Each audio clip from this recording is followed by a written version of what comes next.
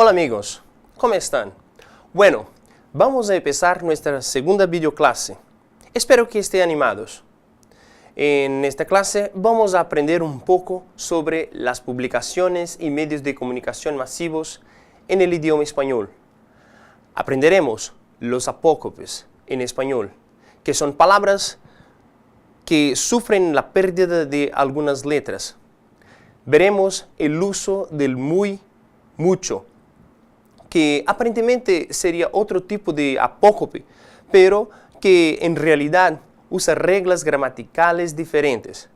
Por tanto, veamos cómo debemos usar. Veremos la importancia del vestuario de una secretaria, pues ella representa y es la imagen de una empresa. Y por fin aprenderemos un poco de los vocabularios más importantes del idioma español, las ropas y accesorios de vestir. Como ya dice en la clase anterior, tengamos siempre en manos papel y bolígrafo, para cuando surgiera alguna duda, ustedes apunten y después publiquen en nuestro foro sacando sus dudas. Para que tenga un buen resultado, será necesario la dedicación de ustedes en los estudios y actividades de la clase virtual. Vamos a empezar. Publicaciones y páginas web. Bueno, las páginas web ya se han convertido en herramientas de nuestro día a día. Ellas pueden tener informaciones valiosísimas, pero también pueden tener contenidos completamente inútiles, pésimos y hasta ofensivos a nuestra moral. Las mejores páginas son aquellas dinámicas y que ofrecen informaciones diversificadas, pero ciertamente somos cada uno de nosotros los que filtramos y seleccionamos las páginas e informaciones que nos interesan. Una página web es en esencia una tarjeta de presentación digital, ya sea para empresas, organizaciones o personas, así como una tarjeta de presentación de ideas y de informaciones. Así mismo, las nuevas tendencias orientan a que las páginas web no sean solo atractivas para los internautas, sino también interesantes, preparadas para los buscadores a través del código fuente. Por otro lado, las clásicas publicaciones impresas también vienen sufriendo grandes transformaciones. Definitivamente, es una situación real. El consumo de Internet continúa imparable frente al descenso de otros medios de comunicación, como los periódicos, la radio y las revistas. El uso de telefonía móvil también crece de forma destacada, 2,1%, y en relación al uso de Internet, está claramente vinculada a las edades más jóvenes, aumentando cada vez más el uso de las bancas electrónicas y las webs personales. Resulta difícil identificar las causas de estas tendencias, pero es posible que sea reflejo de la crisis. ¿Y por qué no? También es normal que aumente el consumo de los medios de comunicación gratuitos que tenemos en casa, como la televisión. Bueno, podemos percibir que a un secretariado es fundamental estar atento a las nuevas fuentes de comunicación para que pueda desarrollar un servicio de calidad y eficiente, ¿vale? Cuando buscas a un trabajo, ¿qué herramienta suele utilizar? Bueno, acertó, se pensó que es el currículum vitae. Pero, ¿sabes hacer uno? Aprenderemos ahora a confeccionar un currículo. Bueno, un currículum vitae posee varias partes. A ver, datos personales, objetivos, objetivo profesional, experiencia profesional, formación académica, otros cursos y seminarios, idiomas, otros datos de interés, referencia. En los datos personales, tú debes poner nombre completo, fecha de nacimiento, lugar de nacimiento, domicilio actual, correo electrónico y teléfono. Son datos básicos, pero necesarios para tu identificación, ¿vale? Adelante. En el objetivo profesional, con tus propias palabras, redacta lo que te gustaría hacer dentro de la empresa a la que le entregarás tu currículo. ¿Qué es lo que buscas básicamente? Ya en la experiencia profesional, tú vas a poner la experiencia labor vinculada con los estudios universitarios y la vacante que se está aspirando a ocupar. Es importante señalar los nombres de las empresas donde se ha trabajado, las fechas y las funciones realizadas. Si no se ha tenido experiencia laboral previa, pero se ha realizado alguna práctica profesional, puede incluirse aquí. En la formación académica vas a poner algo referente a la educación, con títulos oficiales obtenidos con el año en que inició y cuando finalizó, centro de estudios o lugar donde ha sido realizados. Ya en el campo, otros cursos y seminarios, solo colocar los más importantes y los diplomas obtenidos con fecha y local donde se realizaron. Bueno, en el campo idiomas, debes mencionar los idiomas que se dominan y en porcentaje, 100%, 75%, 25% o 10%, o básico, medio, avanzado en sus tres formas, lectura, escritura y oralidad. Muchas veces los certificados o diplomas son irrelevantes porque eso se comprueba en la entrevista personal. En otros datos de interés, aquí conviene incluir informaciones que agreguen un valor adicional al currículo. Por ejemplo, posee licencia de conducir, disponibilidad para viajes, coche propio, entre otros. Ya en referencias, usualmente son los nombres de los jefes anteriores o gerentes de recursos humanos con quienes has contratado anteriormente o personas conocidas en el ámbito profesional. Bueno, enseñadas las partes de un currículo, vamos a ver cómo quedaría un currículo listo.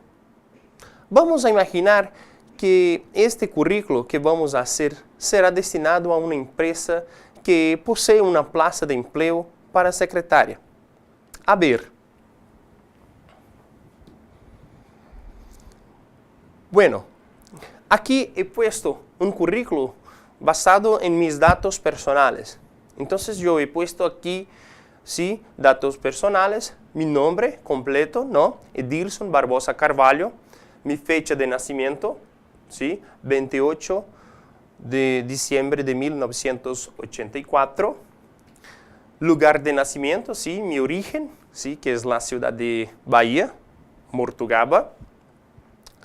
Domicilio actual, ¿sí? Por el momento yo no tengo, pero si tuviera por ejemplo, la ubicación correcta, yo podría poner acá calle tal, número tal, barrio tal, en la ciudad de Montes Claros, por ejemplo, Minas Gerais. He puesto abajo, ¿sí? mi ubicación de mi correo electrónico, ¿sí? Edespañol, ¿sí? @hotmail.com. Y teléfono, ¿sí? He puesto acá una simulación de cómo podría ser. En objetivo profesional, ¿sí? He puesto el siguiente mensaje. Caso logre este puesto de trabajo, me comprometo que seré extremadamente organizado con los papeles que estarán en mi responsabilidad, tratando de la agenda de mi jefe y de todos los asuntos que llegarán hasta mí, y agilizar todo que fuera del atributo de un secretario. Este es simplemente para ejemplificar, ¿sí? Cómo sería un objetivo profesional que me gustaría tener dentro de esta empresa. Experiencia profesional. En el campo experiencia profesional he puesto, ¿sí?, los cargos y funciones hechos, ¿sí?, en mi vida profesional. Por ejemplo, professor de espanhol do Centro Educacional IMPA, desde 2008. Professor formador da UAB Unimontes, desde 2010. En el campo formación académica, ¿sí?, acá yo he puesto, ¿sí?, toda mi formación desde mi graduación hasta el último curso que he hecho, ¿sí? Entonces he puesto acá, graduado en Letras Español por la Unimontes, Universidad Estatal de Montes Claros, 2008, posgrado lato sensu en Metodología Científica, Unimontes, 2010, y máster en Estudios Literarios, Literatura Brasileña, Unimontes, 2011. En otros cursos y seminarios he puesto otros cursos de mi vida, además de la vida académica. Por ejemplo, curso de informática, ¿sí?, en este local, CD Informática, que es el local donde he hecho el curso de informática. Curso de inglés en Escuela de Idiomas IASIG. Curso de Lengua Española, nivel avanzado, en la Escuela FALE, Centro de Cultura y Lengua Española. Idiomas, ¿sí?, en el campo idiomas, el puesto, ¿sí?, el nivel de mi español, que en el certificado yo he puesto nivel avanzado, inglés intermedio. Ahora estoy seguro que serás capaz de producir un currículo más elaborado y que seguramente te dará más posibilidad de lograr éxito a la hora de buscar un trabajo. Adelante. ¿Ya escuchaste la palabra apócope? ¿Sabe lo que significa? ¿No? Bueno, a partir de ahora vamos a conocer los apócopes. Bueno, se define como apócope la pérdida de una o varias letras al final de una palabra. La Real Academia Española, RAE, lo define como la supresión de algún sonido al final de un vocábulo. Estas supresiones se producen normalmente delante de un sustantivo masculino singular. A ver.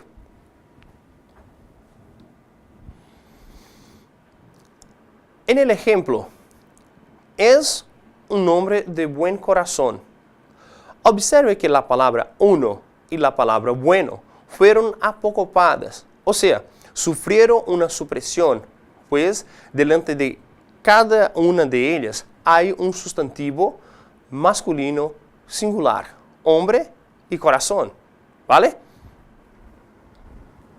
Los apócopes o formas abreviadas se usan antes de un sustantivo o antes de otro apócope. A ver. Mi vida es un libro abierto. Observen que la palabra uno fue nuevamente apocopada, pues delante de ella hay un sustantivo masculino singular, libro. En el segundo ejemplo, tú fuiste mi primer gran amor. Tenemos dos palabras que sufrieron supresión, primero y grande. Pues delante de ellas tenemos la palabra amor, que es un sustantivo masculino singular. Esto no se sucede cuando acompaña a un sustantivo femenino o en plural. A ver los ejemplos. María es una buena amiga. Observe que la palabra una y buena no fueron apocopadas, pues delante de ellas hay un sustantivo femenino singular, amiga. En el otro ejemplo, ellas son las primeras alumnas. Observe que las palabras primeras no sufrió supresión de ninguna letra, ya que delante de ella hay un sustantivo femenino plural, alumnas.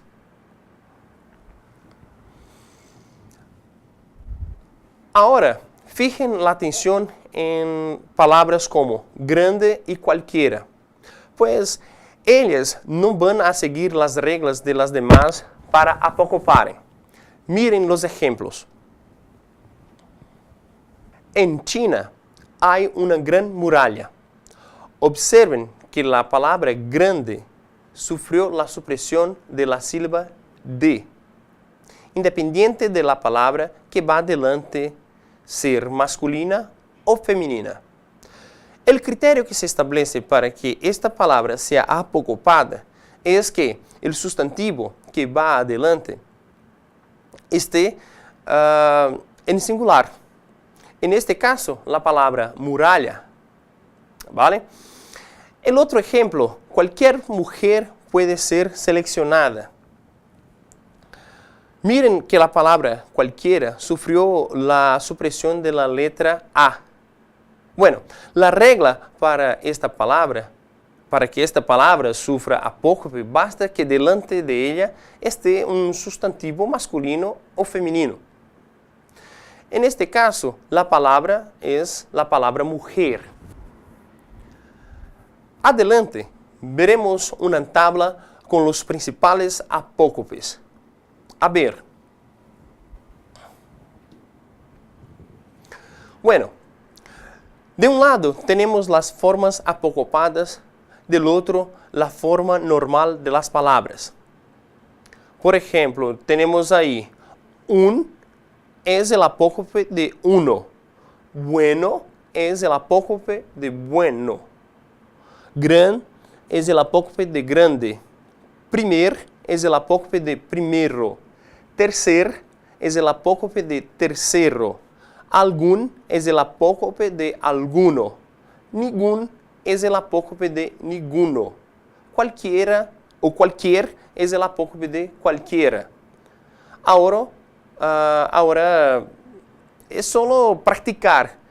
Cuando estamos aprendiendo el idioma español, muchas veces tenemos dudas a la hora de usar las palabras muy y mucho. Aunque aparentemente sería otro tipo de apócope, pero que en realidad usa reglas gramaticales diferentes. Por ello, vamos a estudiar estas peculiaridades y sacar de una vez por todas esa duda que tanto nos persigue. ¿Vale? A ver. La palabra muy es un apócope del adverbio mucho. Expresa el grado superlativo de los adjetivos, adverbios y sustantivos adjetivados. En el ejemplo, podemos analizar que las palabras carro y exquisito son adjetivos. Por lo tanto, lo correcto es poner muy. Entonces, queda así, muy caro, muy exquisito. En palabras como querido y pensado, que son participios, pero establecen una función de sustantivos adjetivados, también solemos poner muy. Entonces queda así, muy querido, muy pensado. En las palabras lejos y despacio son dos adverbios y cuando queremos enfatizar los adverbios solemos poner muy. Así, lo correcto sería muy lejos, muy despacio. Bueno, ya para el uso de mucho veremos que el uso de mucho, aunque presenta más reglas, su utilización es bien tranquila. A ver, Uso mucho antes de verbo. Ejemplo, mucho siento la muerte de tu padre. Excepto con participios. Eres muy conocido. También uso mucho antes de sustantivos. Ejemplo, yo tomo mucho líquido. Y por fin, uso mucho antes de palabras comparativas. Mayor, menor, más, menos, mejor, peor, antes, después. Bueno, también usamos mucho después de verbos. Ejemplo, mi padre viaja mucho. Practique con tus compañeros de clase. La única manera de aprender algo es poniendo en práctica. Espero que estén aprendiendo en nuestra clase. Vamos adelante. ¿Cómo debes vestir una secretaria? Una secretaria, a la hora de vestir, tiene que hacerlo con elegancia, clase y siempre de acuerdo a la ocasión. Todos estos son detalles que nos ayudarán muchísimo en una empresa o en cualquier lugar al que vamos a asistir. Primero, tenemos que saber combinar la ropa al igual que poseer un estilo que nos identifique. Llevar accesorios adecuados con el vestuario y sin exageraciones. El hecho de comprar ropa cara y de marca no quiere decir que estemos bien vestidos. Al comprar ropa hay que hacerlo de acuerdo con la contextura de cada persona.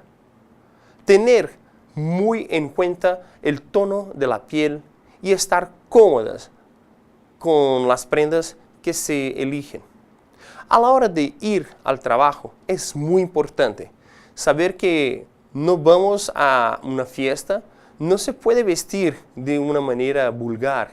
Hay que cuidar los detalles, ya que todo el personal y en todo caso la secretaria es la imagen de toda empresa. Una buena opción de ropas para ir a la oficina son las blusas de seda o tela liviana, faldas por debajo de la rodilla, pantalones con pinzas, trajes sastre, vestidos entallados, pero con poco encoste y largos hasta la rodilla. Los cortes de las prendas tienen que ser de líneas rectas y las tonalidades en colores neutros o con pocos estampados. En cuanto al calzado, tienen que ser de taco medio o bajo, con puntera y siempre semicerrado o totalmente cubierto. Nunca sandalias ni modelos que dejen tu pie demasiado a la vista. Para que sepamos más sobre la forma elegante de vestir, vamos a aprender ahora algunas vestimentas. ¿Vale?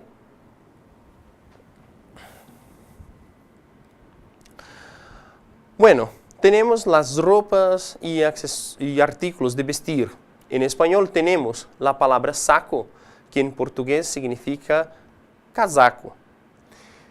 En español tenemos la palabra pantalón, que en portugués significa calza. En español tenemos la palabra corbata, que en portugués significa gravata. En español tenemos la palabra calzoncillo, que en portugués significa cueca. En español tenemos también la palabra braga, que significa calcinha. Tenemos también la palabra chaleco, que en portugués significa colete. En español tenemos la palabra falda o pollera, que en portugués significa saya. En español tenemos la palabra sostén o sujetador, que en portugués significa sutiã. Tenemos la palabra traje, que en portugués significa terno. En español tenemos la palabra medias o calcetines, que em português significa meias. Temos a palavra em espanhol pantalón curto, que em português significa bermuda. Em espanhol temos a palavra bufanda, que em português significa cachecol. Temos a palavra camisa ou remera, que significa propriamente camisa. Em espanhol temos a palavra suéter, que em português significa suéter. Em espanhol temos a palavra bata, que em português significa roupão de banho. Temos também a palavra chaqueta ou casaca, que em português significa jaqueta. Agora, já têm um número considerável de palavras que fazem parte das prendas de vestir. Não deixem de estudar e aprender mais palavras, ¿vale? Adelante. Bueno, sabemos que não é solamente de prendas de vestir que necessitamos para que estemos elegantes e listos para buscar um trabalho ou sair com um amigo. Não é verdade? Então, necessitamos aprender um pouco sobre acessórios que utilizamos ao diário, ¿vale? Bueno, en este slide tenemos de accesorio, tenemos en español la palabra billetera, que en portugués significa carteira, de estas que ponemos dinero. En español tenemos la palabra cinto o cinturón, que en portugués significa cinto. En español tenemos la palabra gorro, que en portugués significa boné. La palabra cadenitas, que em português significa correntinhas. Temos a palavra collar, que também se pode dizer coxar, que significa em português colar. Em espanhol, temos a palavra aretes ou pendientes, que em português significa brincos. Em espanhol, temos a palavra reloj, que em português significa relógio. Em espanhol, temos a palavra sombrero, que em português significa chapéu. Temos a palavra abanico, que em português significa leque. Em espanhol, temos a palavra sapatilha ou sapaticha, que em português significa tênis. Em espanhol, temos a palavra anillos, que em português significa anéis. Temos também a palavra guantes, que em português significa luvas. Em espanhol temos a palavra pañuelo, que em português significa lenço. Em espanhol temos a palavra casco, que em português significa capacete. Em espanhol temos a palavra lentes ou gafas, que em português significa óculos. Em espanhol temos também a palavra lápis de lábios, que em português significa batom. Temos também a palavra afeitador, ¿sí? Que em português significa máquina de barbear. Em espanhol temos a palavra paraguas, que em português significa guarda-chuva. Temos também a palavra peine, que significa em português pente. Temos a palavra sapato, que em português significa sapato. A diferença é que se escreve com a Z e não com a S. Vamos recapitular o que aprendimos nesta classe. Aprendimos como elaborar um bom currículo quando estamos em búsqueda de puesto de trabalho. Não olvidemos as partes que compõem um currículo: dados personais, objetivos profissional, experiência profissional, formação acadêmica, outros cursos e seminários, idiomas, outros dados e de interesse, referências. ¿Se acuerdan que En los datos personales, tú debes poner nombre completo, fecha de nacimiento, lugar de nacimiento, domicilio actual, correo electrónico y teléfono. Ya en el objetivo profesional, con tus propias palabras, redacta lo que te gustaría hacer dentro de la empresa a la que le entregarás tu currículo, que es lo que buscarás básicamente. En la experiencia profesional, tú vas a poner la experiencia labor vinculada con los estudios universitarios y con la vacante que se está aspirando a ocupar. Es importante señalar los nombres de las empresas donde se ha trabajado, ¿no? Las fechas y las funciones realizadas. Si no se ha tenido experiencia laboral previa, pero si ha realizado alguna práctica profesional, puedes incluirse aquí.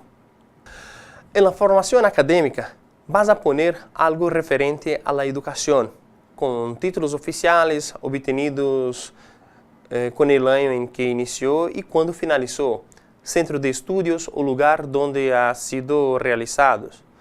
Ya en el campo, otros cursos y seminarios, solo colocar los más importantes y los diplomas obtenidos con fecha y local donde se realizaron. En el campo idiomas, como se acuerdan, debes mencionar los idiomas que se domina y en porcentaje, ¿sí? 100%, 75%, 25% o básico, medio, avanzado. En sus tres formas, lectura, escritura y oralidad. Muchas veces los certificados o diplomas son irrelevantes porque eso se comprueba en la entrevista personal. En otros datos de interés, aquí conviene incluir información que agregue un valor adicional al currículo. Por ejemplo, poseer licencia de conducir, disponibilidad para viajes, coche propio, entre otros. Ya en referencias, usualmente son los nombres de los jefes anteriores o gerentes de recursos humanos con quienes has contratado anteriormente o personas conocidas en el ámbito profesional. Aprendimos también que son apócopes. Sabemos que apócope es la supresión de algún sonido al final de un vocábulo. Vimos que la mayor parte de esas supresiones se producen normalmente delante de un sustantivo masculino singular, pero hay otra tampoco que seguir, ¿sí?, esa regla para que sean apocopadas. Entonces vimos que las palabras uno, bueno, grande, primero, tercero, alguno, ninguno y cualquiera, ¿sí?, ellas sufren un apócope, o sea, la pérdida de una letra o una sílaba al final, obedeciendo al final de la palabra, obedeciendo las reglas que mencionamos en esta clase. Vimos también, sí, el uso correcto de muy y mucho. Vimos que muy, utilizamos muy cuando hay adelante de ella un adjetivo, ¿sí? Por ejemplo, ponemos muy caro, muy exquisito, porque la palabra caro y la palabra exquisito son palabras, ¿sí?, son adjetivos. Entonces ponemos muy. Cuando también delante de verbos en participio, ¿sí? Por ejemplo, el verbo querer y está aquí como querido, pensar, pensado. Entonces, en este caso utilizamos muy. Muy querido, muy pensado. Y utilizamos muy también cuando adelante hay adverbios, ¿sí? Por ejemplo, lejos, despacio, longe, devagar, en portugués. Entonces ponemos muy lejos, muy despacio, porque son palabras que son adverbios. Aprendimos también, ¿sí?, cómo utilizar la palabra mucho antes de verbos, ¿sí?, como he puesto en el ejemplo, mucho siento la muerte de tu padre, excepto para los participios, como vimos que utilizamos la palabra muy, como aquí está en las excepciones. Eres muy conocido. Utilizamos, ¿sí?, mucho antes de sustantivos, ¿sí? Yo tomo mucho líquido. Utilizamos también mucho antes de adjetivos y adverbios comparativos. Mayor, menor, más, menos, mejor, peor, antes, después. Y por fin utilizamos mucho después de verbos, como está en el ejemplo. Mi padre viaja mucho. Bueno, y por fin vimos la importancia de una secretaria a la hora de vestir, su ropa de trabajo, porque tienes que hacerlo con elegancia, clase y siempre de acuerdo a la ocasión. Son detalles que nos ayudarán muchísimo en una empresa y en cualquier lugar al que vamos a asistir. Ahora, busquen practicar, pues solo así es posible comprender lo que vimos en esta clase. Hasta la próxima clase. Chao.